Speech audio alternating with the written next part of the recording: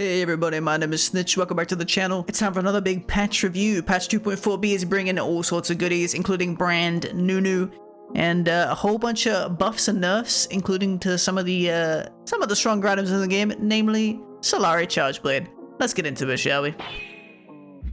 The Frost and Flame event is here, along with 2 new champions that embody the rival elements. Cool off with Nunu and Willump, or heat things up with Brand. Prepare for both Frosty and Fiery balance updates for champions and items alike.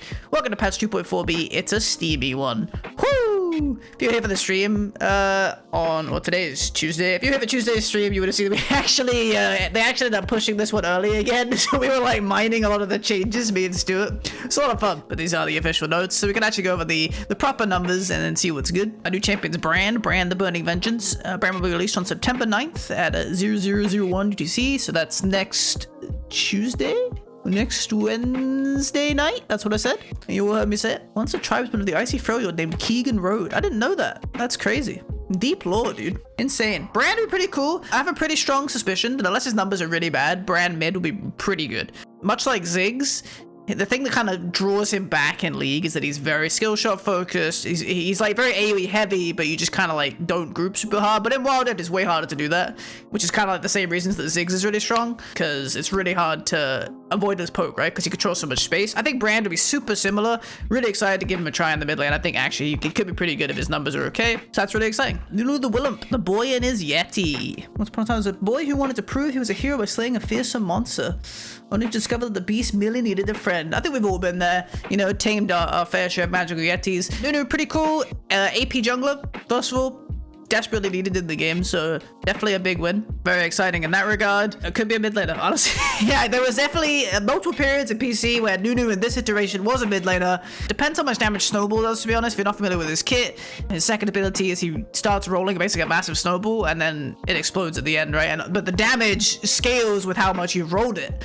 And there's been multiple times where you just go AP Nunu mid and you roll the snowball from like your second tower into the middle of mid lane and it just one-shots the wave, and then you run somewhere else and snowball another lane and just roam like every single wave and you instantly clear the wave. It's like kind of sort of viable in PC League of Legends, but then in Wild Rift that kind of playstyle is way easier to do and way more consistent because it's so much easier to roam between lanes, get a lot of value out of the constant push. Definitely could happen, but I'm expecting it more to be like a tank / AP jungler. Does a lot of magic damage, really influential ultimate. He channels like a big circle that explodes, does a bunch of damage, has a bunch of CC.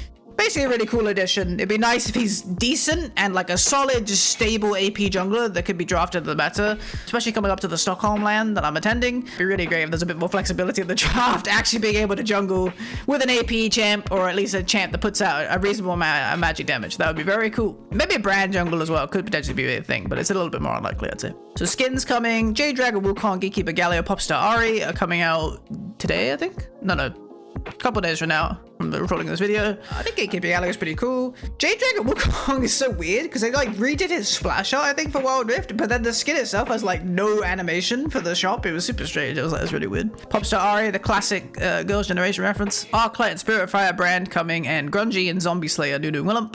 Pretty cool stuff. I've got some new accessories coming. The yawning Nunu's pretty good. Sorry, the yawning Willump. Please learn your lore. Nunu is the boy, Willump is the Yeti. These oven gloves kind of look like an ass. Just me. New event coming, Frost and Flame. 2 sons of the Freljord, one who befriended a monster, one who became a monster. 2 powerful elements, the first used to create, the second to destroy. Complete daily missions to earn tokens that can be used in the event shop for sizzling and chilling rewards. Normally this means we get a free champ, you get one of them for free, so that's pretty cool. Exciting stuff. Champion changes. Ari, the 9-tailed fox, is getting a small bug fix that will affect her power levels slightly, but don't get your tails in a bunch. We don't expect her to need compensation due to some other items being shifted. Foxfire move speed now decays, which I assume it doesn't decay right now when it's meant to. So that's, yeah, pretty good bug fix. Would definitely make her a bit less slippery in lane. I mean, if it's not intended, it's not intended, you know. Akali's performing too well in the Baron lane. We're taking some of the power out of her passive to make it more difficult for her to secure a lead in the laning phase and harder for her to chase down enemies later in the game. A ninja should be challenged. So, Assassin's Mark, it's losing about 30% base damage. I guess almost 50 is a bit of an exaggeration. But still, 30% base damage, but it's also losing 20% move speed. So actually really influential. This is a big hit on Akali's lane trading, especially from a mid lane perspective in range matchups. Kind of has just so much move speed that you could just freely trade with, you know, if you ever hit the kunai, you freely back off and then you get massive move speed to get a really easy trade, especially with the slow. But now that's a lot less consistent. fleet, probably a lot more mandatory on Akali to survive early laning, and you'll definitely feel this in lane phase. It'll make trading a lot harder, spacing will be a lot harder. Yeah, especially in mid lane, it'd be very difficult, but even in melee matchups, it could be really easy to get spaced by, especially some of the more mobile champs like Aurelia, to have a much easier time kind of evading your passive trades, so definitely a really big hit to her early laning. I don't know if it will take her out entirely. I think she'll still probably generally be fine. You know, her mid lane game damage is so insane that it's just about getting there, and especially in solo queue, it's a lot easier to get there consistently, but definitely a really big hit to her early laning. Akshan is currently all bulk and no bite, particularly with crit builds. We're bringing up his baseline damage output and giving him some crit scaling to help out his late game. So plus, it basically just has like a multiplying ratio that's half of the crit chance. So super big change for Akshan. This would probably feel really good. I think this would definitely push you back into crit Akshan builds. I would imagine it's probably going to be something like maybe Essence again. Essence, I think Charge Blade is still pretty reasonable in Akshan, especially because you have the crit scaling, so getting to 100% crit all the time will feel pretty good. But if it's not Charge Blade, because it has got nerfed this patch, it will probably be Runons, just so you can kind of AoE your passive as much as possible into the Infinity Edge. Other builds that could maybe work is Bloodthirster first, could probably work. And also, I think Navori Charge Blade IE could be an interesting build on Akshan. Definitely way more scaly, but you don't really need the mana from the Essence Reaver. But you do like the ability haste and stuff, but you don't really need the other effects. He doesn't have many abilities to take advantage of Essence Reaver, but getting a lot of uptime on his longer cooldowns, like the E and the Q in a fight, could be pretty influential. So there is maybe a world where he does like that Graves build of going like Navori Charge Blade IE or like Navori Runons IE. But outside of that, probably maybe BT first could be fine, maybe Essence first. See, the champ does like ability haste, so it feels kind of weird to go BT maybe, but I think it could definitely be potentially an okay start. Going BT first and then like Charge Blade / Runons into IE, just taking advantage of these crit buffs and kind of the base AD increase. I think he should feel pretty good this patch, so definitely interested in giving it a try. Gragas is causing too much of a ruckus on the Rift. They really love alliteration in this patch, particularly at the highest levels of play. We're toning down some of the utility and power that he has in abundance, giving his opponents some windows to play around. So a little bit of armor per level reduced, barrel roll, base damage reduced quite substantially in the early levels. It's the same at rank 4, but it's minus 15, 10, 5. So minus 15 in the early game is really, really big, especially for Tank Gragas, because Tank Gragas traditionally leaves barrel roll at rank 1, and this would definitely be a noticeable damage difference. It's also getting the slow reduced by 10% at all ranks, so that's pretty big as well, especially in melee matchups. You know, prohibits you from spacing quite as effectively. And Drunken Rage cooldown is going up by 0.5 seconds, so that's something as well. Definitely limit his trading a bit. Again, Tank Gragas takes a bit of a hit in that regard. Yeah, overall, yeah, like they say, definitely focusing on pro play Gragas, I kind of feel like, especially Baron lane Gragas laning will take a bit of a hit here. Champ will probably still be pretty fine. I mean, he's really, really good. You know, it's just so much utility his kit. It'll probably be okay unless other champs just like outshadow maybe, just kind of like coincidentally.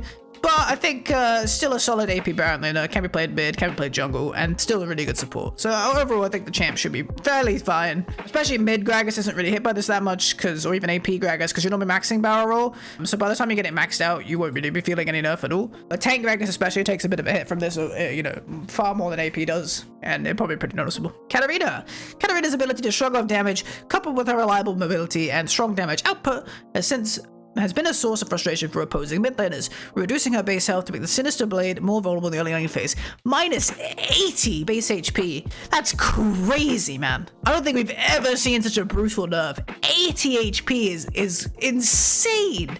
That's like over 10% of her life pool. Definitely gonna feel that in lane phase. I mean, her laning is already pretty bad unless the opponent just stands at daggers and gives you free trades. So this is gonna feel pretty terrible. If you're in any sort of counter matchup, you know, Galio, Yasuo, anything like this, you're just gonna get creamed nowadays. So it's gonna be rough, man. It's gonna be rough.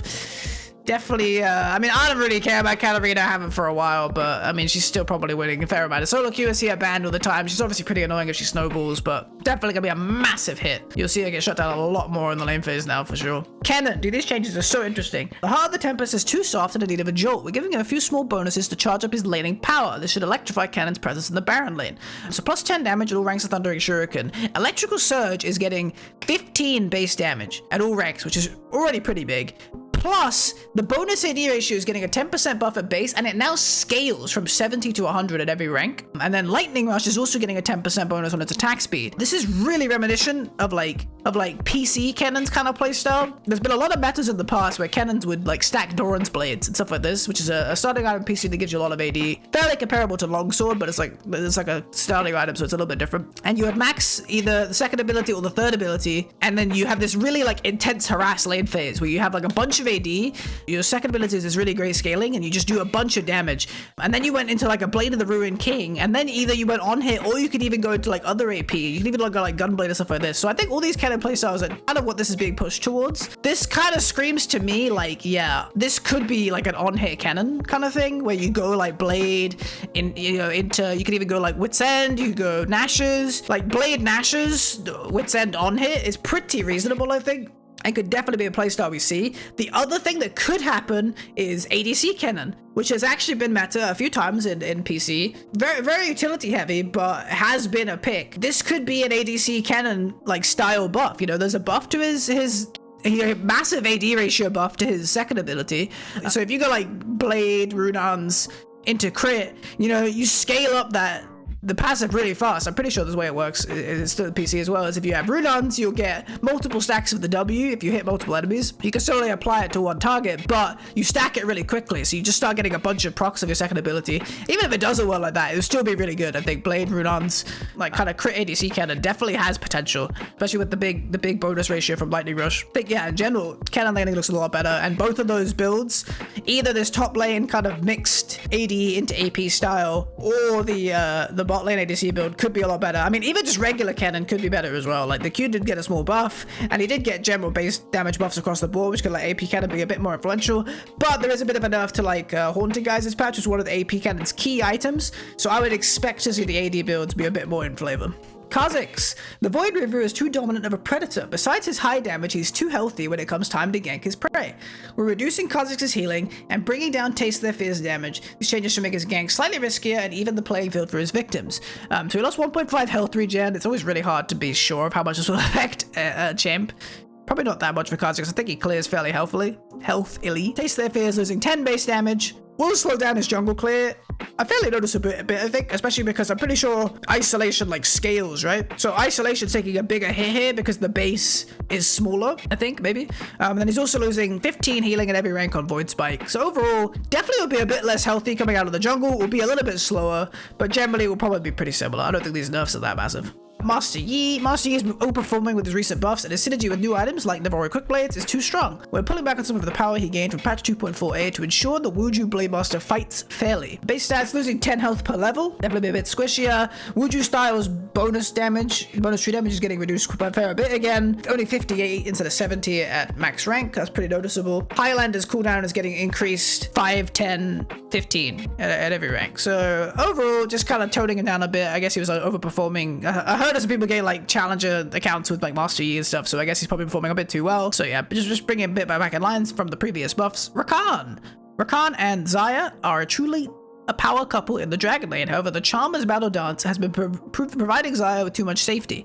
To reduce frustration around this interaction, we're lowering the bonus shield multiplier Battle Dance we cast on Xayah and giving Rakan some buffs to keep him in line with other supports. I think this is a really great way to change it. You have to be really cautious buffing Xayah or Rakan because you always have to think about the concept of them together. So I really like what they've done here actually, where they've buffed Grand Entrance's damage, they give quickness a little bit more move speed, but they reduce the shield amount when cast on Xayah, so it weakens that lane, but it doesn't really weaken Rakan as a whole, and Rakan in general is stronger, right? So if you do want to play Rakan, especially outside of the Xayah context, you'll feel better. Even in the Xayah context, you know, they're hitting the lane, you know, the duo a little bit, but he'll still feel a bit better with his quality of life buffs overall. Soraka. The Star Child interfered with too many mortal affairs since her recent birth without risking enough. We're tuning her down a bit, so she thinks twice about rushing in to save her allies. Rejuvenation buff duration has been reduced to 2 seconds, and the heal has also been reduced as well as the AP ratio. And then rejuvenation on second ability is matched to that. It's actually kind of an interesting change because with enough ability haste, I think you were actually like overcapping rejuvenation. Like you were like missing healing, kind of. Like technically this tick rate is much faster, right? So she'll actually heal for more if you think about it in the duration. Because initially, right, it was 72 over 4 seconds. Now it's 50 over 2 seconds. So after 2 seconds, you've healed 50 now, whereas you used to heal 36, right? I think it's a little bit more than that because of the way the tick rate works. But let's say effectively you healed 36. So technically, if you get Star Call to a low enough cooldown, you're actually healing more, right? Because you're not overcapping the rejuvenation. You're getting more heals faster. You'll technically be healing probably, yeah, for a bit more quicker. But it is much higher skill cap. You do have to consistently hit Star Call. So it's kind of a buff that rewards people who play Soraka well. They're able to hit the first ability over and over again and get ability haste to get to a low enough cooldown. And it's less effective kind of just, you know, passively. So I think it's a pretty good change overall, making the kit a bit more active, but not totally crushing it. Like, you're not just weaker overall. If you're able to consistently hit Star Calls, it will actually feel a bit better. So I think that's an overall pretty good change. Thresh. While Thresh is a high skill cap champion, his power levels upon release left something to be desired. We're increasing the base soul drop rate and reducing Flay's charge time to compensate for Wilder's faster pace and shorter game time. So plus 40 base health, plus 4.5 or 3.5 base health regen is pretty substantial for lane phase especially. That would definitely be noticeable, I think. Base soul drop rate has been increased by 7%, so that's pretty cool. Plus 10, 5, 0, -5 on his shield, which is a really weird rescaling. I remember we found this on the stream as well, and I was like, that's really weird, but I guess they wanted to equalize it a bit, so it's only 50 between ranks instead of like 55 or whatever it is right now. Yeah, I guess. Overall, just normalizing it a bit, I suppose. And Flame passive charge time reduced to 6 seconds from 10 seconds. That's definitely a really big change for his lane phase. Makes his early lane trading a lot more powerful. Very reliant on that empowered auto attack to kind of like poke in lane before committing to an all-in. So that'll definitely feel a lot better, especially in the context of Wild Rift, like they said. Wukong, despite being a formidable jungler, Wukong is still struggling to find his place in the Baron lane. We're removing the healing reduction modifier from Crushing Blow when he uses the skill against minions. This way, the Monkey King can better sustain himself during the lane phase. Overall, pretty good change for Baron lane and I guess fasting center Wukong. Probably not super noticeable. Like, this already isn't much of a heal, and I don't think the 20% lower is like drastically changing it, but maybe it will be enough to kind of make Wukong a more competent laner. Seems like they really wanted to be in the Baron lane in Wild Rift instead of in the jungle, so they're really insistent on trying to push this playstyle, so maybe he will finally get there. And Xin Zhao, the Seneschal of Demacia, has been dominating the jungle in high-level play in order to reduce some of his early game strength with tuning some of Xin Zhao's base stats, -5 base armor and -40 HP. Definitely make him a bit squishier. He has to be a bit tighter in his plays, but much like Kha'zix, don't think these nerfs will be too substantial. Think the champ will still be really good and solid in the jungle. Some ARAM changes here if you're interested in that. But I'm getting to the gameplay changes.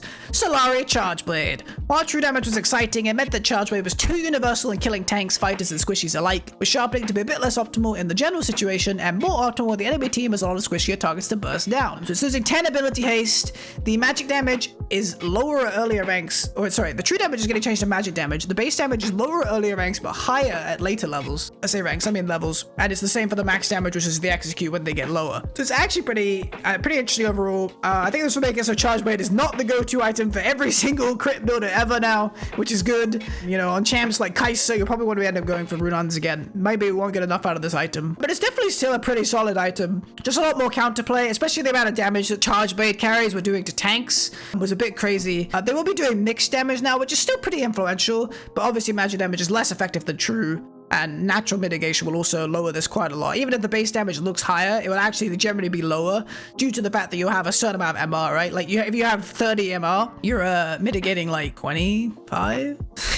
No, I think 50 is 25, right? Because 100 MR is 50% reduction. That much I know. So I guess 30 MR would be like 20% reduction. You feel me? 15% reduction? I could do this. Like, yeah, like 15, 20% reduction. So, you know, at that point, it is a little bit more base, but as you scale MR or anybody that builds MR will take a lot less damage from this item overall. Quick maths, I'm sick. Basically, just good changes overall. We'll push the item to be less of a guaranteed buy, but for champions that still get value out of ability haste, Corki, Lucian, they'll still want this item. Maybe Vayne, but maybe not Vayne, to be honest. Like, Vayne is an example of a champion that maybe shouldn't be using this item and was. Now she could maybe focus more on going back to like better attack speed options like Shiv or PD or, you know, building Wit's End and not focusing so much on getting this just because it's cracked. So that's pretty good change overall, probably. Warmog's Armor. Following the lead of our PC friends, we're making Warmog's Armor's unique passive trigger off of bonus health to the max health. This way, players must adopt other items to health items to access its power. This is a really weird change because Warmog's is not good.